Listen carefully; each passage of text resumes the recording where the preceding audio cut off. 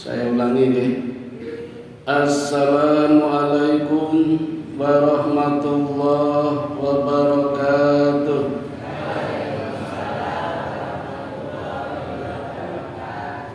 Alhamdulillahilladzi arsala rasulahu bil huda wa dinil haqq liyudhhirahu 'alad dini kulli wa kafa billahi syahida.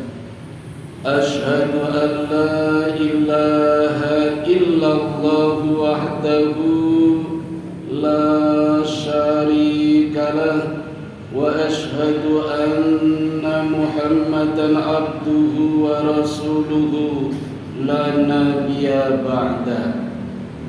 Syukur, alhamdulillah. Monggo Bapak Ibu kita panjatkan kehadirat Allah Subhanahu wa Ta'ala yang senantiasa melimpahkan berbagai kenikmatan kepada kita sekalian. Hingga malam hari ini kita masih dan sudah berada di bulan Muharram, sepertiga yang pertama, hampir tengah-tengah. Sebenarnya saya ingin menyampaikan berbagai materi yang ada di bulan Muharram, tetapi ada ganjalan di hati saya. Sepertinya saya masih punya utang. Jadi mendingan saya membayar angsuran dulu utang saya. Sedangkan materi tentang bulan Muharram, saya yakin banyak yang sudah menyampaikan. Adapun utang saya dulu ketika di bulan Dzulqa'dah, saya menyampaikan beberapa peristiwa yang terjadi di bulan Dzulqa'dah. Nah, ini tinggal satu yang belum saya sampaikan, yaitu terjadinya perjanjian Hudaybiyah atau kesepakatan Hudaybiyah, the agreement of Hudaybiyah. Materi ini jarang dikenal, jarang banyak yang menyampaikan. Saya saja dulu dapat materi ketika SMP, Pak. Gak paham dulu, sekarang baru paham. Jadi ternyata menyimpan memori yang sangat lama. Ada teorinya namanya the long term thinking. Jadi kita sudah melewati bertahun-tahun lupa materinya, tiba-tiba ingat karena tersimpan di dalam otak. Itu namanya teori the long term thinking. Itu ada teorinya. Itu materi SMP. Saya melewati SMA 3 tahun, kemudian S1, S2, sekarang baru ingat lagi dan paham. Dulu tidak paham. Itu ada materinya.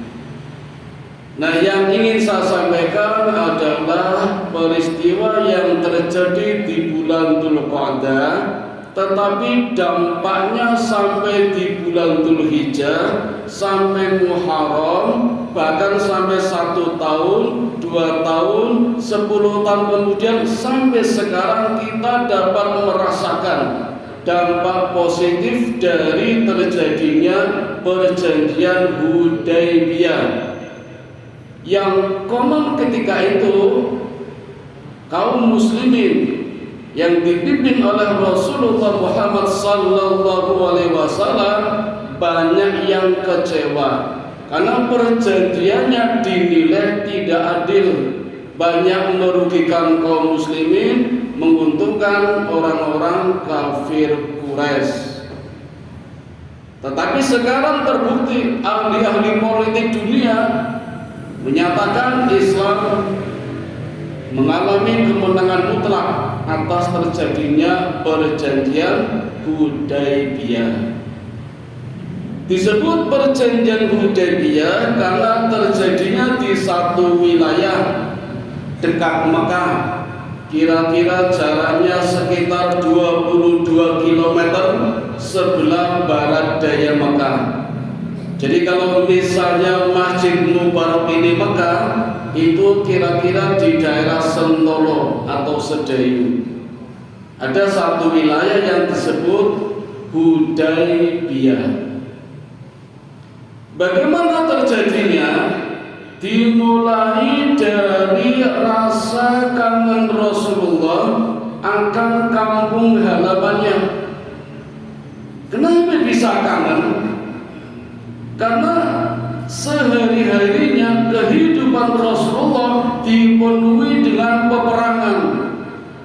Semenjak Rasul hijrah dari Mekah ke Madinah, itu tiap hari, hampir tiap hari, itu selalu terjadi peperangan. Mulai dari peperangan yang bersifat kecil yang disebut Syria.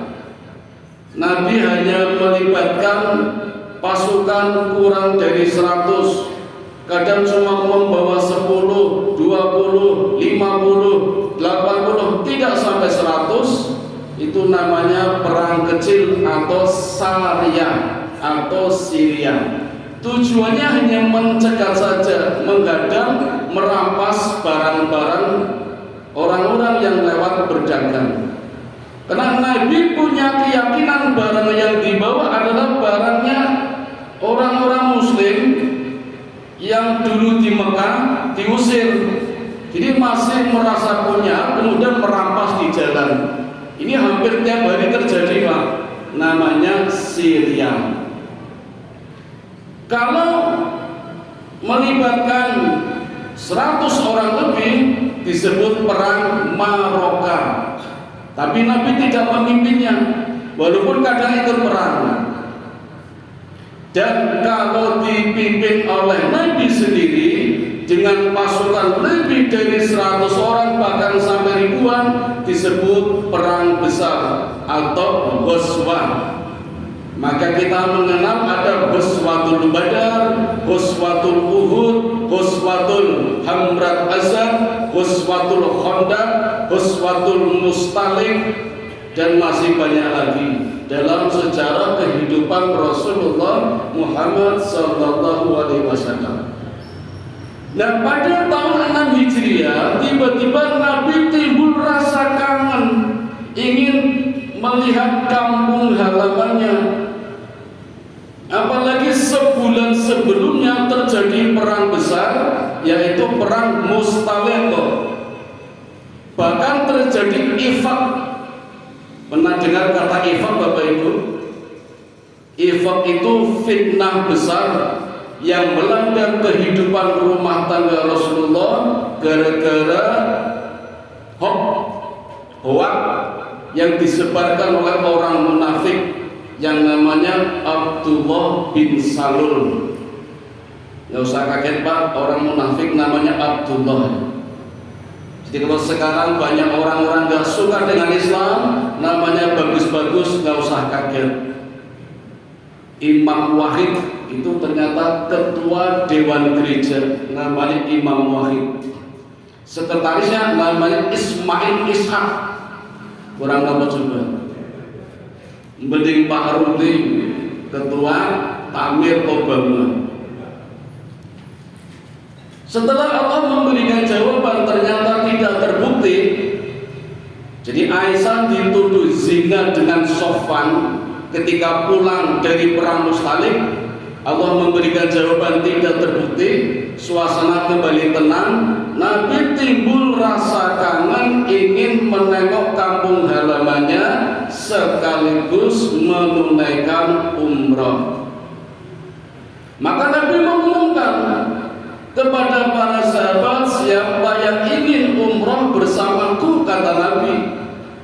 Dan ini tidak seperti biasa, Pak. Biasanya Nabi kalau akan mengadakan perang itu tidak pernah menyebutkan sasarannya, perangnya kemana, nggak pernah menyebutkan. Karena itu rahasia dari Allah dan juga rahasia di dalam peperangan agar musuh tidak tahu. Dan itulah rahasia. Selama masih berada di tangan satu orang masih rahasia. Tapi kalau sudah orang kedua sudah tidak rahasia. Jangan bilang-bilang, Pak, ya. Itu sudah bukan rahasia, pasti nanti cerita kepada istrinya dulu. Nabi tidak pernah menyebutkan.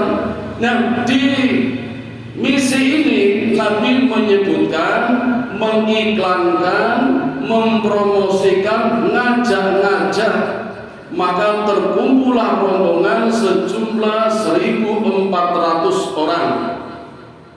Hikmah Allah, Pak. Biasanya kalau Nabi bepergian banyak orang munafik ikut. Di perang Badar orang munafik yang ikut banyak. Di perang Uhud apalagi, Hamrat Asad juga ada. Perang Honda yang musuhnya 10.000, Nabi hanya 3.000, itu mereteli sampai ketika terjadi peperangan tinggal 300, Pak. 300 melawan 10.000. Karena banyak orang-orang munafik yang mundur.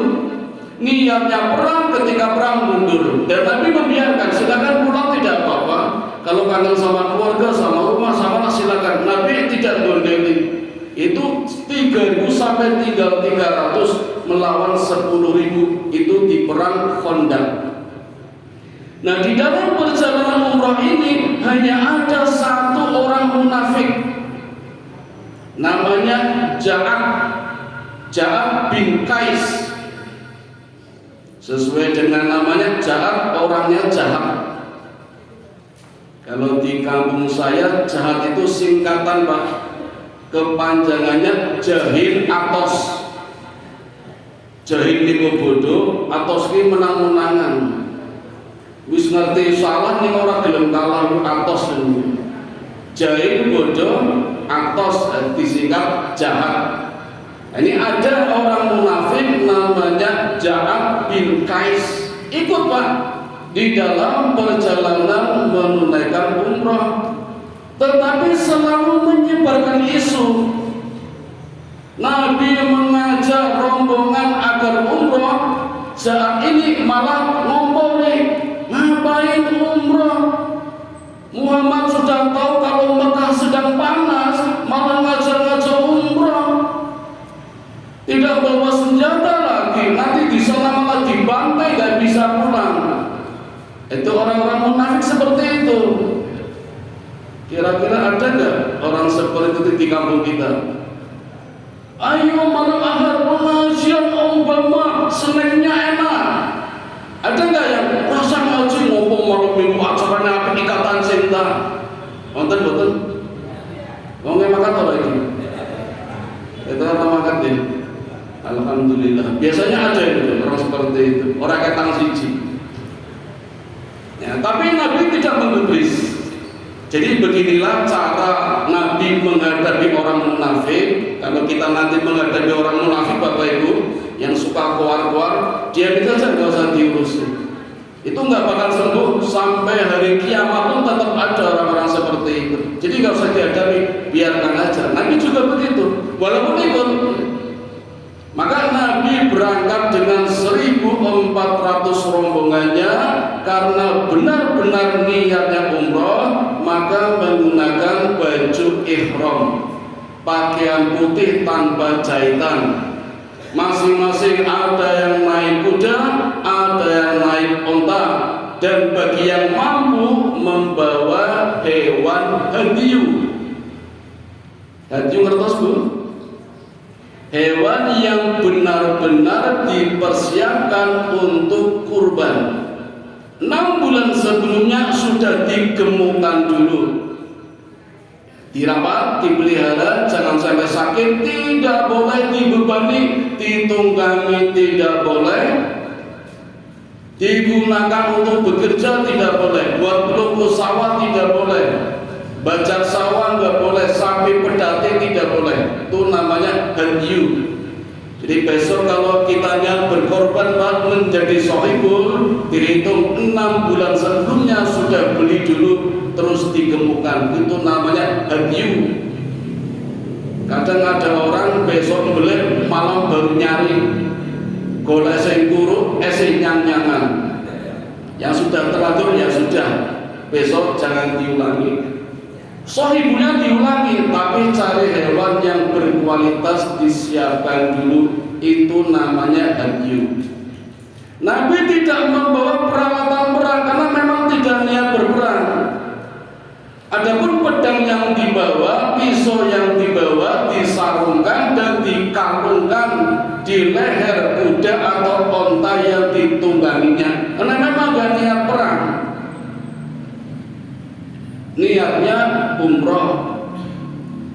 Maka berangkatlah rombongannya melalui mikot dari Dzul Hulaifah atau Bir Ali. Yang sudah pernah tinggal haji ini, ini kita kadang nggak paham, terutama jamaah haji Indonesia itu seringkali yang membawa hadyu itu yang haji, kalau umroh tidak. Padahal sangat disunahkan. Walaupun umroh tetap Nabi memberikan sunnah membawa hewan hadyu. Jamaah Indonesia kadang banyak yang tidak paham, apalagi hajinya kadang haji tamattu, umroh dulu, istirahat baru haji. Itu hajinya orang Indonesia, haji tamattu, haji wisata, iso dolan-dolan itu. Kan beda dengan haji qiron, haji ifrad kan beda. Indonesia kadang memilihnya haji tamattu. Tapi Nabi tetap berangkat dengan membawa hadyu. Dan sampailah pada satu daerah, tetapi belum sampai ke Mekah, ada seorang lelaki memberikan kabar kepada Nabi Muhammad kalau informasi umrohnya Nabi, kabarnya sudah didengar oleh orang-orang Quraisy. Karena memang Nabi mempromosikan, mengiklankan, beritanya sudah sampai ke Mekah. Dan orang ini memberitahukan kepada Nabi Muhammad, namanya Bisri bin Sofwan. Ya Muhammad, orang-orang kafir sudah menyiapkan pasukan perang sejumlah 3.000 dengan berpakaian dari kulit harimau, menggunakan peralatan perang. Tujuannya menghadang rombongan Nabi agar tidak memasuki Mekah. Karena kalau sudah masuk Mekah terus umroh, itu aib besar bagi orang-orang Quraisy, dianggap gagal dan kalah oleh rombongan Muhammad. Nanti beritanya menyebar. Jadi gengsi Pak. Maka kalau bisa menghadang rombongan Muhammad agar tidak jadi umroh. Ini dilaporkan oleh Bisri bin Sofwan. Maka setelah Nabi Muhammad mendengar informasi dari Bisri bin Sofwan, Nabi berkata kepada para rombongan, siapa di antara kalian yang bisa menunjukkan jalan lain? Kita harus keluar dari jalan utama, karena pasukan kafir Quraisy yang menghadang. Maka ada seorang lelaki dari kaum Muhajirin asli Mekah menunjukkan jalan, dan orang ini hafal betul jalannya. Sampai orang-orang asli Mekah pun seperti Abu Bakar, Umar bin Khattab tidak tahu jalannya. Jalannya berliku-liku, padang pasir, pegunungan. Maka cara yang ditempuh menjadi lebih jauh Pak. Yang tadinya hanya mungkin sekitar 20 km, karena lebih jauh jalur yang dilalui menjadi 80 km. Dan melewati jalur inilah Nabi menemukan wilayah yang disebut Tanah Haram. Entah kalau sekarang seperti apa, kalau dulu ketika memasuki Tanah Haram itu ada bendera putih, tulisannya awal Tanah Haram. Nanti kalau sudah selesai mau sampai ada tulisan akhir Tanah Haram.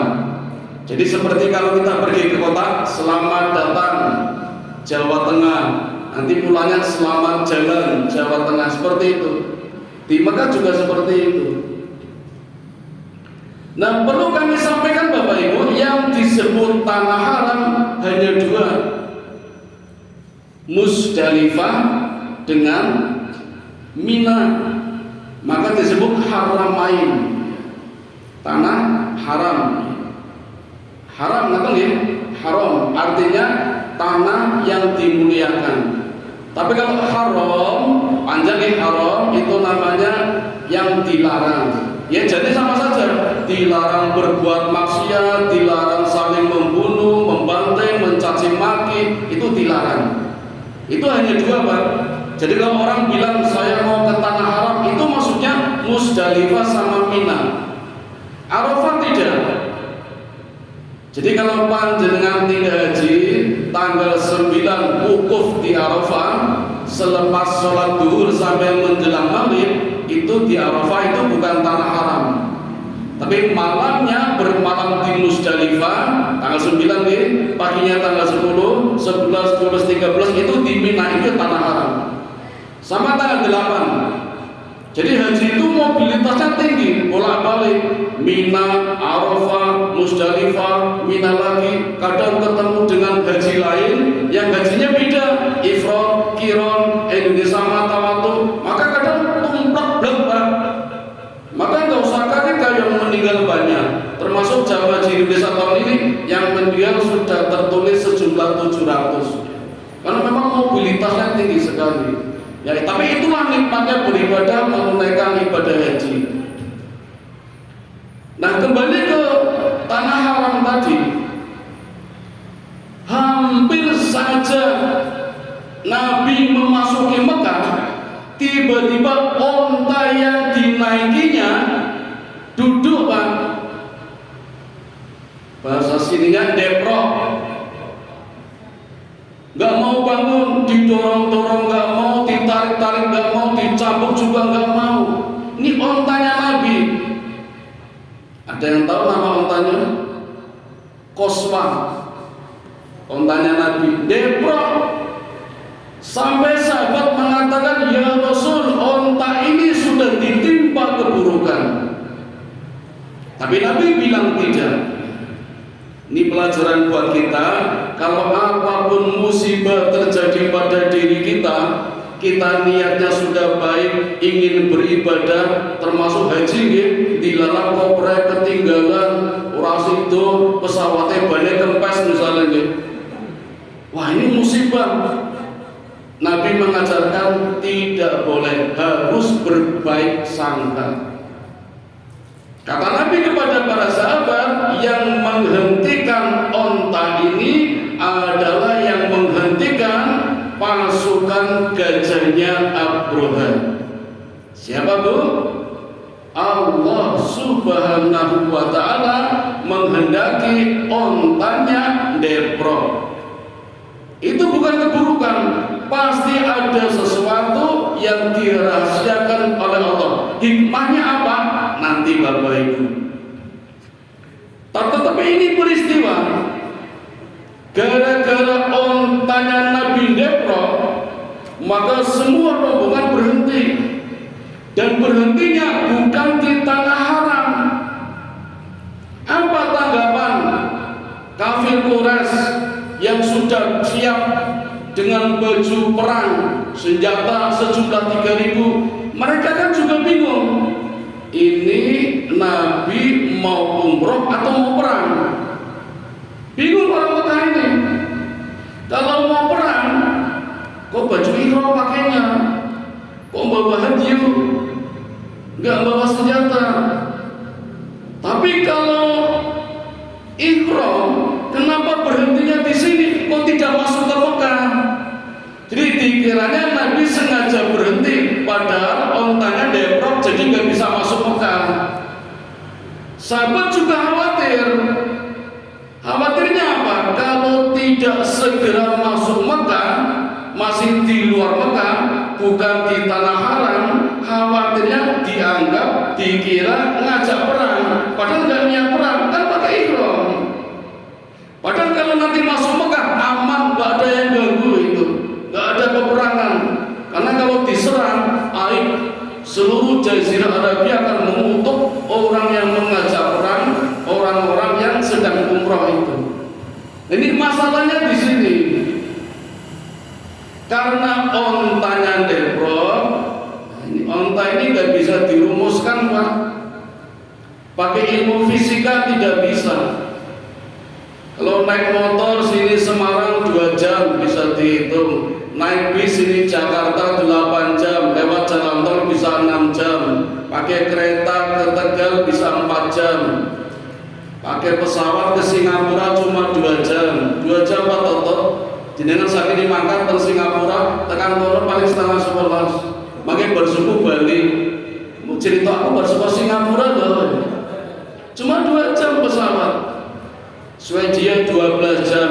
Tapi onta itu nggak bisa dirumuskan Pak. Jogja Sleman hanya 10 kilo, pakai onta bisa 3 hari. Nek Depro ontanya, nah cepet ya cepet banget. Nah karena ontanya Depro, maka Nabi menyuruh kepada rombongan untuk mendirikan tenda-tenda, bikin kemah. Orang Quraisy bingung lagi. Nah kalau Nabi mendirikan kemah, berarti lama ini, gak mungkin masuk Mekah. Ini benar-benar mau niat umroh atau ngajak perang? Nah, bingung. Jadi orang kafir Quraisy pun bingung. Walaupun sudah jaga-jaga menggunakan baju perang, kalau nanti Nabi ngejak perang, padahal niatnya umroh, tapi tempat deproknya onta ini loh, bukan di tanah haram. Itu masalahnya. Nah Bapak Ibu sekalian, karena sudah cukup lama nih perjalanan Nabi dan para rombongan, saatnya haus, ngelak, lapar dan sebagainya. Maka Nabi memerintahkan kepada sahabat untuk mencari sumur, mencari air buat minum, buat wudu, buat mandi. Dan di sana ternyata banyak sumur, tetapi mati semua, tidak ada airnya. Maka Nabi menyuruh kepada salah seorang sahabat untuk masuk ke dalam sumur, turun dengan membawa anak panah. Dan sesuai dengan permintaan Nabi, ketika sampai di bawah sumur, anak panah itu ditancapkan, maka keluarlah air yang sangat deras. Dan ini sebagian mukjizat dari Nabi Muhammad sallallahu alaihi wasallam. Pak Ibu tahu siapa orang yang disuruh Nabi? Namanya As-Sumaisi. Sambut dipotong nih. Langsung As-Sumaisi. Boten dipenggal. Maka sekarang sumur itu sampai sekarang dikenal dengan nama Sumur As-Sumaisi. Maka nanti perjanjian Hudaybiyah disebut juga perjanjian As-Sumaisi.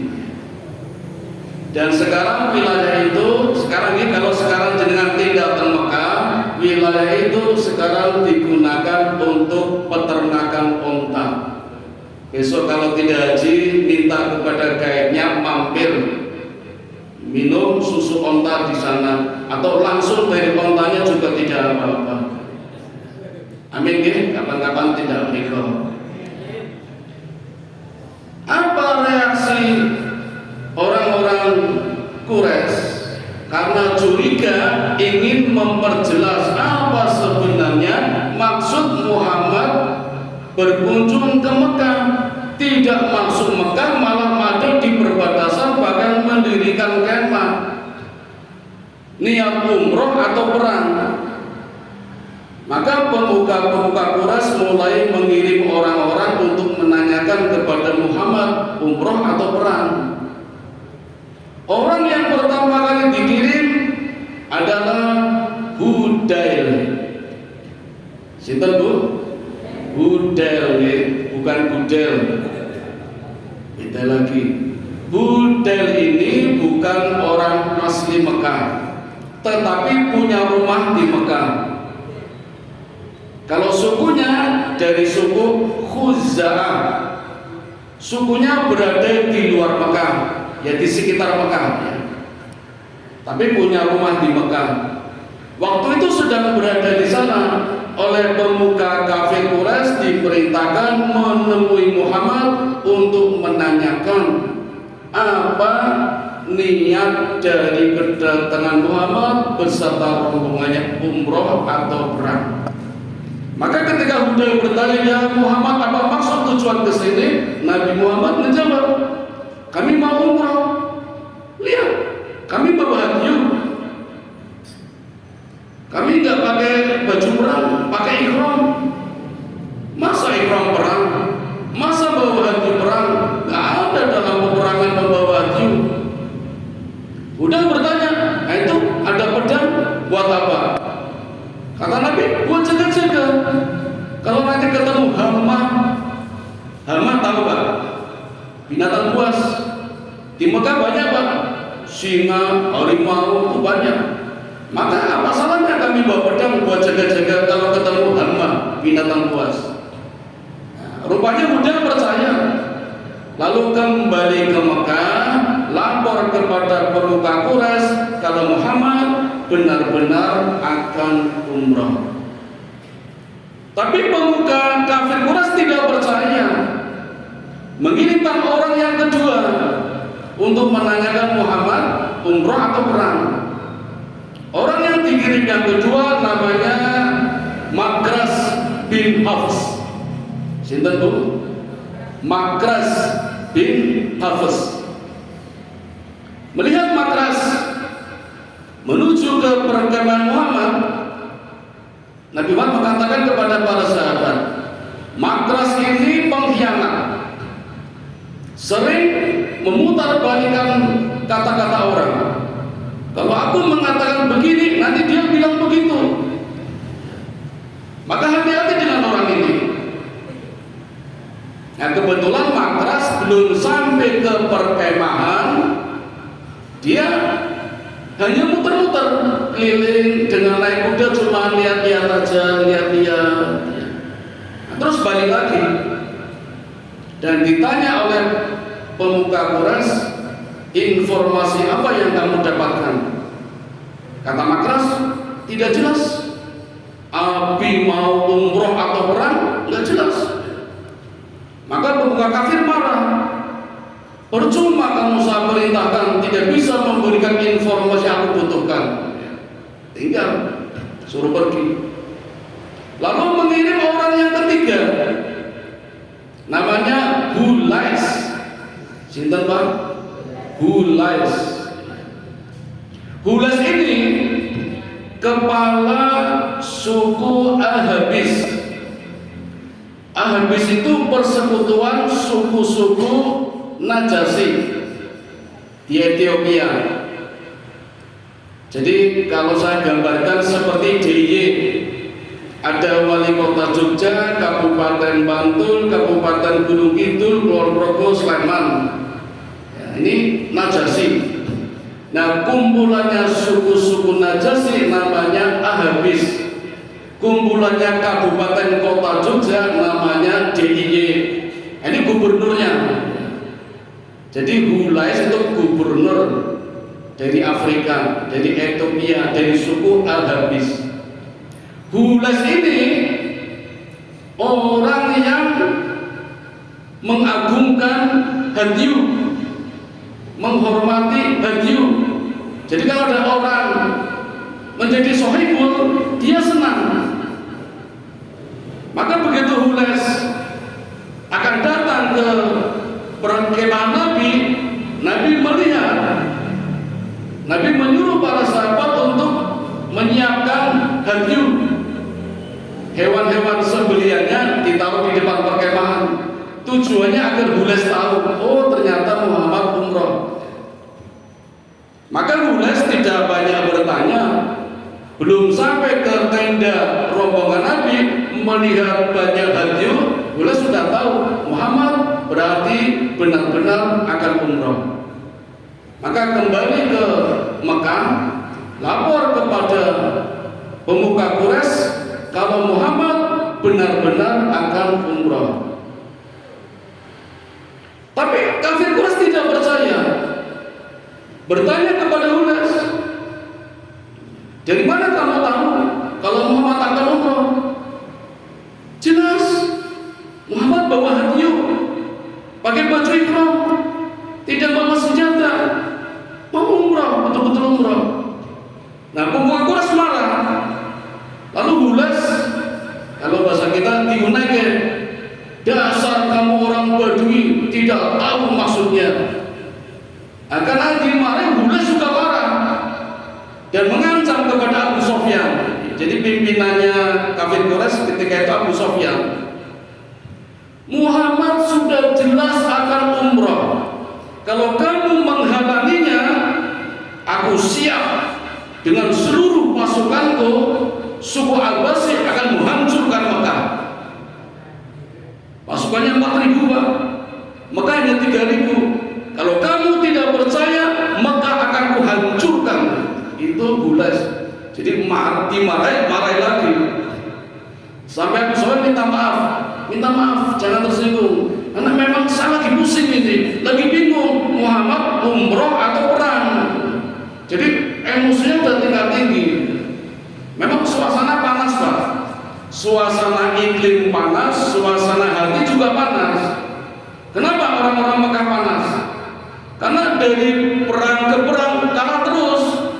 Perang Badar kalah, Hamrat Azad kalah, Khandaq kalah, Mustali kalah. Jadi dendamnya kesumat, lagi panas hatinya itu. Maka nggak boleh tersinggung sedikit marah itu.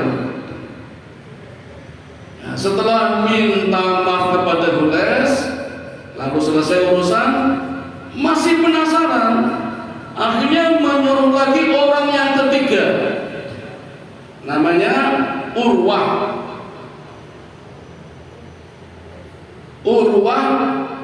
bin Mas'ud. Ini bukan orang sembarangan Pak. Maka Urwah minta janji dengan Abu Sufyan, saya bukan orang sembarangan. Saya tidak mau dipermainkan seperti orang ketiga tadi. Hudel nggak dipercaya, Makras nggak dipercaya, Gules nggak dipercaya. Kalau kamu menyuruh saya, harus percaya. Kalau nggak mau, saya nggak mau. Karena Urwah bukan sembarang orang. Namanya disebut dalam Al-Quran. Saya tunjukkan di dalam surat Az-Zukhruf, surat yang ke-43, ayatnya 31. Saya bacakan ini. A'udzu billahi minasyaitonir rajim. Wa qalu laula nuzila hadzal qur'anu ala rajulin minal qaryataini azim. Dan mereka juga berkata, maksudnya orang-orang kafir Quraisy berkata, mengapa Al-Quran tidak diturunkan kepada orang besar, yaitu orang kaya dan berpengaruh, dari salah satu di antara dua negeri ini, yaitu negeri Makkah dan negeri Taif.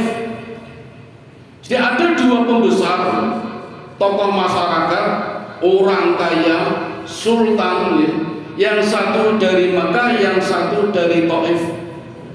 Yang dari Makkah namanya Al-Walid bin Uqbah, yang dari Taif namanya Urwah bin Mas'ud. Ini namanya disebut dalam Al-Quran. Jadi orang-orang Quraisy maunya yang mendapatkan wahyu itu bukan Muhammad, tapi di antara dua orang ini. Tapi Allah memberikan jawab di ayat berikutnya. Allah tidak memilih kedua orang itu, Allah memilihkan yang namanya Muhammad. Nah, dari ayat ini sudah jelas bahwa Urwah bukan orang main-main, bukan orang sembarangan. Maka ketika Abu Sufyan menyuruh Urwah minta janji, kalau kamu mengirim aku, nanti aku memberikan informasi, kamu tidak perlu mengutus orang lagi. Karena bersedia, maka Urwah berangkat, siap menghadapi Muhammad, menanyakan mau umroh atau perang. Dan Urwah ini ahli strategi Pak, mahir memancing kemarahan orang. Jadi suka bikin hoak, ngompori orang udah biasa. Maka nanti strateginya dipanas-panasi. Kalau nanti Muhammad marah, para sahabatnya juga emosi, berarti ngejak perang. Tapi kalau tidak marah, berarti benar-benar ingin umroh. Maka Urwah berangkat menggunakan pakaian dari kulit harimau, menggunakan pakaian perang, membawa senjata dan minta tempat di depan Nabi, pesan tempat. Karena Nabi melihat gelagat Urwah kurang baik, Nabi minta kepada salah seorang sahabat untuk menjadi pengawal, berdiri persis di belakang Nabi. Siapapun namanya, Al-Mughirah bin Syu'bah. Al-Mughirah bin Syu'bah. Awalnya pakai baju ihram, tetapi karena Nabi memerintahkan, maka ganti menggunakan baju perang. Jadi Al-Mughirah atas perintah Nabi, atas izin Nabi, tidak pakai ihram, sehingga nanti membayar dam, harus menyembelih karena sudah ganti baju. Nabi mengizinkan, bahkan menggunakan baju perang lengkap sampai kepalanya tertutup, tinggal matanya, jaga-jaga di belakang Nabi kalau Urwah punya rencana tidak baik. Maka benar, ketika Urwah berada di depan Nabi, mulai memancing. Pertanyaannya pertanyaan saja, ya Muhammad, apa niat datang ke Mekah? Umrah atau perang? Kata Nabi, jelas umrah. Bawa hadiah, pakai ihram. Kata Urwah, ya Muhammad, kalau kamu pikir hendak berperang menyerbu Mekah, saya pastikan para sahabatku tidak akan membelamu, semuanya pergi. Ini pancingan, Pak. Nah, sahabat kepancing. Sahabat mulai marah, terutama Abu Bakar. Abu Bakar, Pak, orang yang lemah lembut, santun, bisa-bisanya marah itu. Abu Bakar itu orangnya santun, Pak. Dalam riwayat lain, ketika menjadi khalifah, setiap selesai safar pulang, begitu masuk ke kota itu selalu dikeroyok anak-anak kecil, dugren-dulan yang lambine, saking senengnya anak kecil sama Abu Bakar, karena orangnya santun, lemah lembut. Padahal presiden itu nggak sangar, enggak. Beda dengan Umar ketika jadi khalifah, setiap pulang safar masuk kota, orang menghindar semua, takut semua, karena galak. Setan saja takut. Setan yang Umar, Pak, jarak 1 kilometer udah pergi itu setan. Takut sama Umar. Berarti Umar nggak pernah digoda setan ya? Setan aja takut. Nah, Abu Bakar kepancing sampai mengatakan begini. Intinya Abu Bakar mengatakan, saya bukan pendusta. Para sahabat kami semuanya setia akan membela Nabi. Mengatakan begini saja, Urwah juga tersinggung. Kalau kita kan biasa, tapi Urwah tersinggung. Ya Abu Bakar, kalau bukan karena posisimu, aku juga tersinggung, seperti itu. Umar itu sudah di depan, di samping Nabi, sudah siap dengan pedangnya ini. Ini suasana panas, kesenggol sedikit perang ini. Nah, Urwah ada tanda-tanda akan menarik jenggotnya Nabi. Ini tradisi Arab, Pak. Jadi tradisi Arab, kalau sudah menarik jenggot berarti kejak gelut itu. Iya, jadinya pada orang mengumpulkan nih. Nah, kalau jenggot berarti kejak gelut. Hampir tangannya menarik jenggot Nabi, pengawalnya yang namanya Al-Mughirah bin Syu'bah dengan gerak cepat memukul tangan Urwah dengan pedangnya, tapi yang bagian tumpul langsung ditutup. Apa kata Urwah? Siapa kamu berani memukul tangan saya? Nabi mau jawab, Al-Mughirah jawab duluan. Jangan sentuh Nabi, jangan berani-berani menyakiti Nabi. Urwah nanya lagi, berani-beraninya kamu siapa? Siapa dia? Nabi menjawab, "Ya Urwah, apa kamu tidak tahu? Al-Mughirah ini keponakanmu." Ternyata keponakannya apa? Jadi Al-Mughirah keponakannya Urwah bin Mas'ud, Al-Mughirah bin Syu'bah. Jadi bapaknya Al-Mughirah, kakaknya Urwah. Karena Urwah tahu yang memukul pakai pedang adalah keponakannya, Urwah marah dan bilang, "Hebat sekali kamu, berani-beraninya sama paman. Kemarin baru saja aku bebaskan dari masalah besar." Jadi ternyata Pak, Al-Mughirah punya masalah besar dan ditolong oleh pamannya Urwah. Maka ketika tahu Al-Mughirah memukul dengan pedang dan Urwah merasa kesakitan, Urwah ngomong, "Baru saja kemarin aku selesaikan masalah, sekarang berani sama pamanmu." Pengen tahu betul masalahnya apa Al-Mughirah? Selingan nanti kembali lagi ke sini. Sepertinya nggak selesai malam ini, nggak apa-apa ya, bersambung tahun depan. Al-Mughirah masalahnya begini Bapak Ibu. Suatu saat pergi bermuamalah dengan raja Mesir bernama Al-Muqawqis. Sinten Bu? Al-Muqawqis. Ini raja yang baik, Fir'aun yang baik. Tidak sendiri, bersama dengan 13 orang dari suku Malik. Al-Mughirah dari suku Saqif. Suku Saqif itu ada di dalam kota Taif. Jadi ini kota besar juga dan punya pasukan juga. Jadi 14 orang berangkat bersama-sama berdagang ke Mesir, langsung ketemu dengan rajanya Al-Muqawqis. Al-Mughirah itu orangnya kasar Pak. Sebenarnya nggak kasar, cuma karakternya saja. Ya kayak saya kan orang Tegal, ngapa-ngapa, nek ngomong karo jenengan mungkin jenengan tersinggung. Padahal di Tegal udah biasa.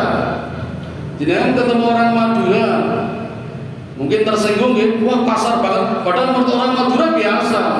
Jadi cuma karakter aja. Nah kebetulan Raja Al-Muqawqis orang Mesir itu kan bahasanya penuh dengan bahasa kiasan. Kali kan Nabi Yusuf betul. Nabi Yusuf, Nabi Musa ya, kan wilayah dakwahnya Mesir, kan negeri-negeri penuh dengan mimpi.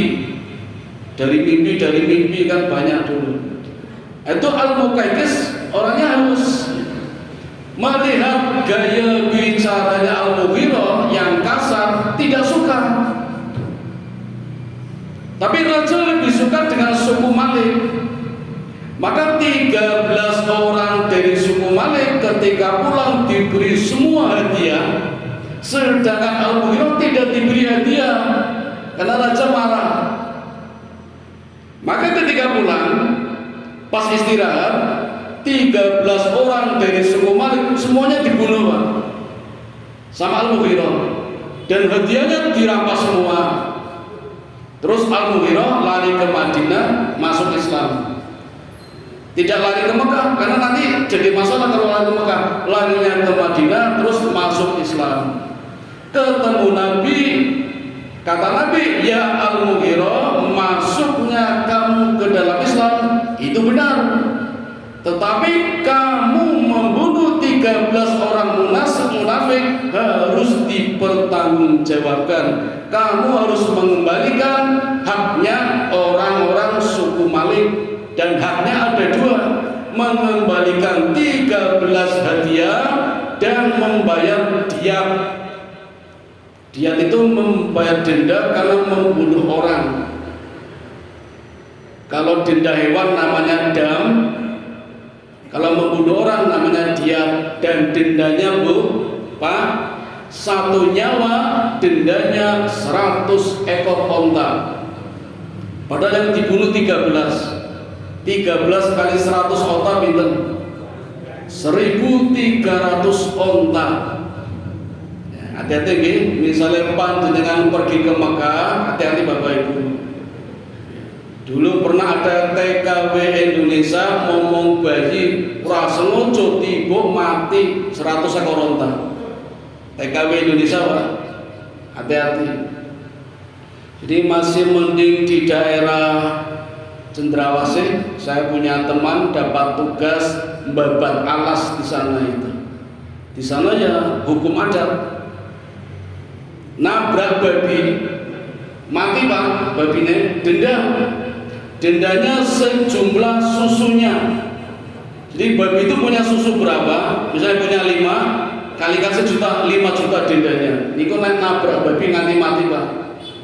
Nek nabrak wong ora apa-apa. Jadi mahal babinya daripada orangnya. Ngapunten, sing tangane gratil lewat omahe tonggo karo metik kembang metik godhong teng mriku Pak 1 daun 1 juta dendanya. Hati-hati. Dhewe nek kene sekulino mlaku karo tanggone metil-metil. Ana sing rada sopan.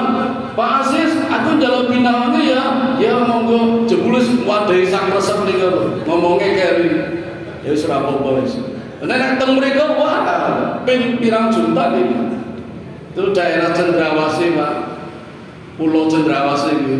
Kalau yang Sorong sudah Islam semua, ya, alhamdulillah. Tapi yang tengah-tengah itu belum, masih hukum adat itu. Nah Urwah karena pengganti bapaknya Al-Mughirah, kata suku Malik, daripada terjadi perang besar, perang saudara, ya Urwah bayar saja dendanya, nanti kita tetap rukun. Nah Urwah bayari Pak. Memang kaya, bayar dendanya Al-Mughirah sejumlah 1.300 onta. Hebat sekali ya. Makanya ketika Urwah tahu kalau yang nuduh pakai pedang adalah keponakannya, Urwah yang marah. Hebat sekali kamu, kemarin berusaha tolong, sekarang berani sama paman. Apa kata Mughirah? Ya paman, engkau memang sudah menolongku, tapi ini Rasulullah. Siapa yang menyakiti Rasulullah hadapi saya. Hebat itu ponakannya itu. Al-Mughirah. Sampai jam berapa ya? Sudah pasti nggak selesai materinya. Lanjut sebentar ya. Nanti materinya biar gampang, besok melanjutkannya gampang. Tibalah saat waktu sholat. Maka Nabi segera meninggalkan Urwah, ambil air wudhu. Urwah tidak pulang, tapi menyaksikan bagaimana Nabi berwudhu. Luar biasa Bapak Ibu. Ketika Nabi berwudhu, setiap tetesan dari bekas wudhunya diperebutkan oleh para sahabat. Bahkan bekas kumur-kumurnya Nabi, wudhu kan berkumur gitu, ditampung. Inilah pemandangan yang sangat menakjubkan hingga Urwah melongo Pak. Begitu sholat dimulai, Urwah ditinggal, nggak ada yang ngurusin. Semuanya sholat berjamaah, nggak ada yang jaga. Jadi ikhlas betul. Padahal Urwah kan musuh, tapi nggak ada khawatir. Karena Urwah ditinggal nggak ada yang ngurusin, Urwah pulang ke Mekah, lapor kepada Abu Sofyan. Apa laporannya? Ya Abu Sofyan, Muhammad jelas-jelas akan umrah. Kata Urwah, saya sudah sering ke negeri-negeri besar. Karena memang ketua kepala suku Habis, jadi sering mengunjungi kerajaan-kerajaan besar. Pernah berkunjung ke Raja Kisra di Persia, pernah berkunjung ke kerajaan Romawi, pernah ke kerajaan besar-besar, dan baru kali ini aku lihat tidak ada sahabat raja yang setia seperti setianya sahabat kepada Nabi Paham ya? Jadi raja-raja yang pernah dikunjungi Urwah itu pasukannya, sahabatnya, menterinya tidak ada setia kepada rajanya. Hanya sahabatnya Nabi Muhammad saja yang begitu setia kepada Muhammad, sampai tetesan air wudhunya saja untuk rebutan, bekas kumur-kumurnya saja ditampung. Ini pemandangan yang sangat menakjubkan. Sampai Urwah mengatakan setelah masuk Islam ya, jadi dulu kan masih kafir Urwah. Ketika masih kafir, jadi teringat, andai saja, di dalam hadis Bukhari dikisahkan kalau Urwah mengatakan, andai saja Nabi Muhammad membuang riaknya, aku pastikan riaknya untuk berebut para sahabat ditampilkan ke wajah-wajah ini. Begitu setianya sahabat kepada Muhammad, datang waktu sholat semuanya sholat, tidak ada yang menunda. Kan jauh sekali dengan kita, Pak. Maka Urwah mengatakan kepada orang-orang kafir Quraisy, kalau engkau berani menyerang Muhammad yang berniat umroh, aku pastikan hidupmu kota Mekah tidak akan nyaman. Itu laporannya Urwah. Tadi sudah janji, setelah aku tidak ada lagi orang yang disuruh lagi. Aku bukan orang biasa, aku tidak bisa dipermainkan. Ini ngapunten Bapak Ibu, dasar orang Mekah esi penasaran. Urwah pergi secara sembunyi-sembunyi, masih mengutus lagi. Yang kelima ya, dan yang diutus tidak satu orang, 40 pasukan Pak, pasukan terbaik lengkap dengan persenjataan. Tujuannya untuk menculik salah satu rombongan Nabi, nanti dipukuli biar mengaku Muhammad umroh atau mau perang. Maka 40 orang yang mengendap-endap ke tenda perkemahannya Nabi. Apa yang terjadi Bapak Ibu? Ternyata 40 pasukan terbaik orang kafir ini tidak bisa menculik satu rombongan pun, bahkan malah disandra. Siapa yang menyandra? Umar bin Khattab sendirian, hanya pakai baju ihram, menyandra 40 pasukan terbaik orang kafir Quraisy. Semuanya dirantai, diikat, dipajang, dipertontonkan di depan perkemahan Nabi, hingga orang Quraisy tahu. Karena tahu, jadi mikir, Umar bin Khattab hanya pakai ihram mampu menyandra 40 pasukan terbaik lengkap dengan pakaian perang. Jadi orang kafir Quraisy juga berpikir, kan punya pengalaman buruk Pak. Perang Badar kalah, Amr Asad kalah, Khandaq kalah, Mustalik kalah. Padahal pasukan Nabi selalu sedikit. Di perang Badar Nabi hanya 313, kafir 1000. Amr Asad hanya berapa orang? 70 orang. Khandaq 300 melawan 10.000. Maka banding-bandingkan, Umar 1 mengalahkan 40. Ini baru satu Umar. Kalau 1400 maju, kalah ini hancur Mekah. Dan hebatnya Bapak Ibu, 40 pasukan ini dilepaskan oleh Nabi, disuruh kembali. Maka orang kafir baru, oh ternyata betul Muhammad hanya ingin umrah, tidak ingin perang. Karena dikembalikan. Kalau ingin perang mesti 40 dibunuh. Tapi nyatanya dibebaskan oleh Nabi, suruh kembali ke Mekah. Nah sampai di situ Bapak Ibu nggih.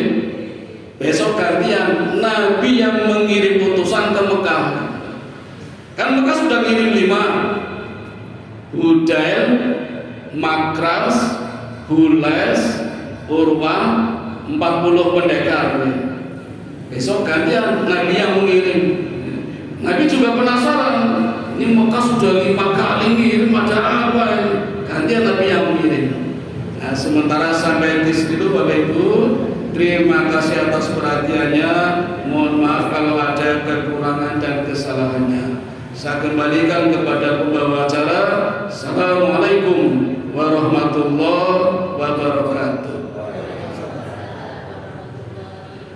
Baik, Bapak, Ibu, jamaah pengajian manfaat yang dirahmati Allah, bikin tadi kajian